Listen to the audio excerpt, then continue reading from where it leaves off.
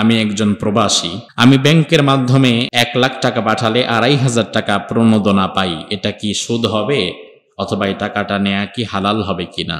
Advocate Nazrul Islam Rimon প্রশ্ন করেছেন, অনিচ্ছা সত্ত্বেও আইন পেশায় পদ্ধতিগতভাবে অনেক সময় মিথ্যার আশ্রয় নেওয়া লাগে, এমতাবস্থায় করণীয় কি জানতে চাই।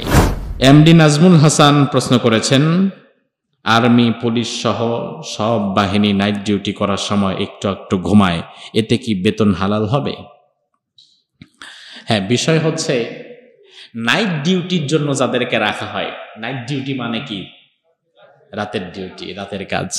এখন গভর্নমেন্ট যাকে রাতের নিরাপত্তার দায়িত্বে নিয়োজিত করেছে, তিনি যদি তার দায়িত্বে ফাঁকি দিয়ে ঘুমিয়ে যায়, এটা তো অনুচিত অবশ্যই।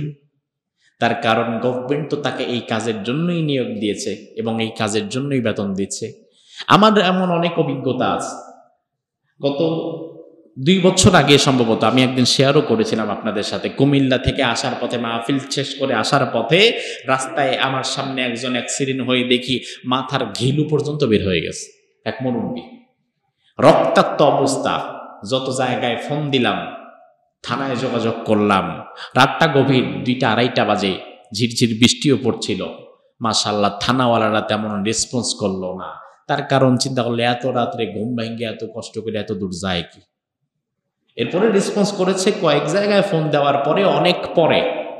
কিন্তু দিনের বেলা হলে এই কাজটা আরেকটু দ্রুত হতো। রাতের বেলা অনেকে একটু দায়িত্ব অবহেলা করে, আরো শীতকাল ধরুক, এ যায়, এত কষ্ট করে কে? তো এভাবে যদি দায়িত্বে গাফিলতি করা হয়, এটা অনুচিত এবং সেখানে আপনার এই উপার্জনটা প্রশ্নবিদ্ধ হয়ে যায়।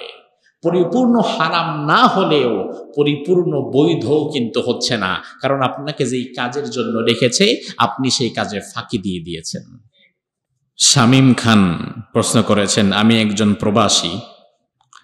আমি ব্যাংকের মাধ্যমে 1 লাখ টাকা পাঠালে 2,500 টাকা প্রণোদনা পাই। এটা কি সুদ হবে অথবা এই টাকাটা নেয়া কি হালাল হবে কিনা? প্রবাসী ভাইয়েরা যারা ব্যাংকের মাধ্যমে টাকা পাঠায়, হুন্ডির মাধ্যমে পাঠালে রাষ্ট্রের কোনো কল্যাণ নাই। এজন্য সরকার নিয়ম করেছে, যদি ব্যাংকের মাধ্যমে পাঠায় তাহলে 2% প্রণোদনা দেওয়া হবে। এটা একটু বোনাস টাইপের, এটা গভর্নমেন্টের ফান্ড থেকে দেয়া হয়, অন্য কোনো ফান্ড থেকে না। যেহেতু এটা উৎসাহমূলক, যেন দেশের কল্যাণে প্রবাসীরা টাকা পাঠায়, এজন্য উৎসাহমূলকভাবে 2% প্রণোদনা দেওয়া হয়। এটা সুদ না, এজন্য এটা নেওয়া বৈধ হবে, এতে কোনো সমস্যা নেই। নামাজে কয় রাকাত পড়া হয়েছে ভুলে গেলে কি করণীয়? অনেক সময় দেখা যায় আমরা যখন নামাজ পড়ি, 4 রাকাত বিশিষ্ট নামাজ, 3 রাকাত পড়ার পর অনেক সময় একটু সন্দেহ লাগে যে আমি কি 3 রাকাতই পড়লাম না 4 রাকাত পড়লাম। এই সন্দেহের মধ্যে আমরা অনেক সময় পড়ে যাই। তবে আলহামদুলিল্লাহ, আপনারা যারা আছেন আপনারা পড়েন না? পড়েন আপনারাও? আচ্ছা, বেশি না কম? কম না? যাক, তাও তো আলহামদুলিল্লাহ ভালো। বেশি বেশি পড়া তো ভালো না। এই সন্দেহটা যখন আসে, মনে রাখবেন যে কোনো প্রকারের সন্দেহ সৃষ্টি করে শয়তান। সন্দেহ সৃষ্টি করে কে? আপনার নামাজের মধ্যে সন্দেহ, শুধু তো নামাজ না, এমনও মানুষ আছে ওযুর মধ্যে সন্দেহ সৃষ্টি করতেছে শয়তান।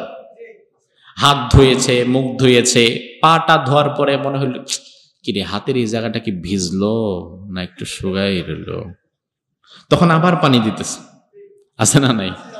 তো তখন আবার পা শুকায় গেছে, এ রে পাটা আরেকবার একটু ধুয়ে নেই। এখন ওই আল্লাহর বান্দা ওযুর মধ্যে 3 জনের ওযুর টাইম নিয়ে ওযু করে, বাকি 6 জন তার পেছনে লাইন ধরে জামাত মিস করে। তো এই যে সন্দেহ প্রবণতা, এটা আসে শয়তানের পক্ষ থেকে।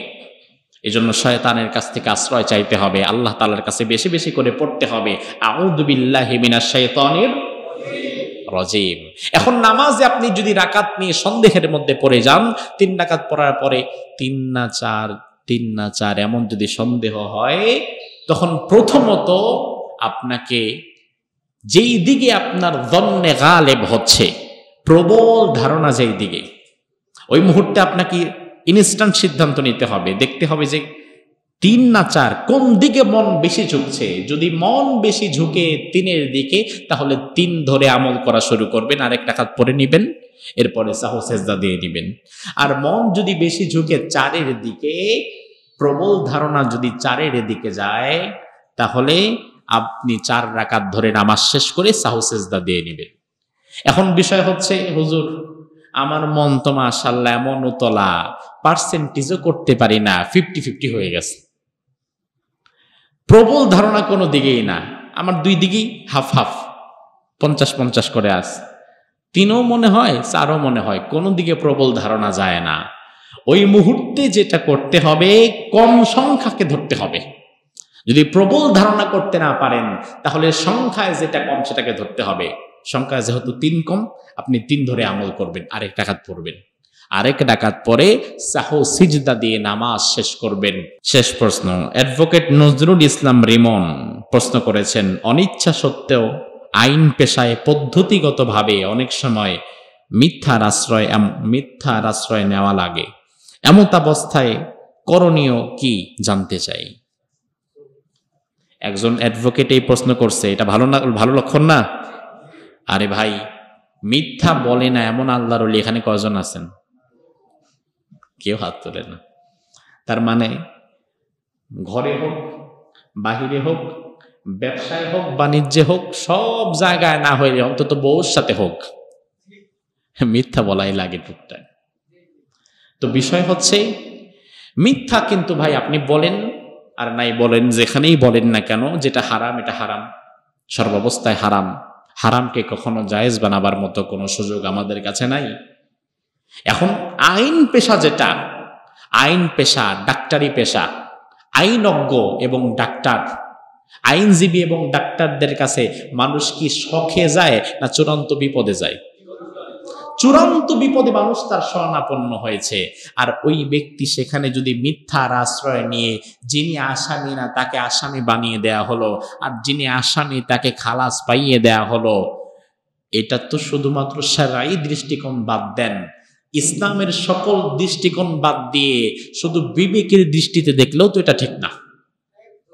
আপনার বিবেকে তো এটা না করবে যে না, এটা করা উচিত না।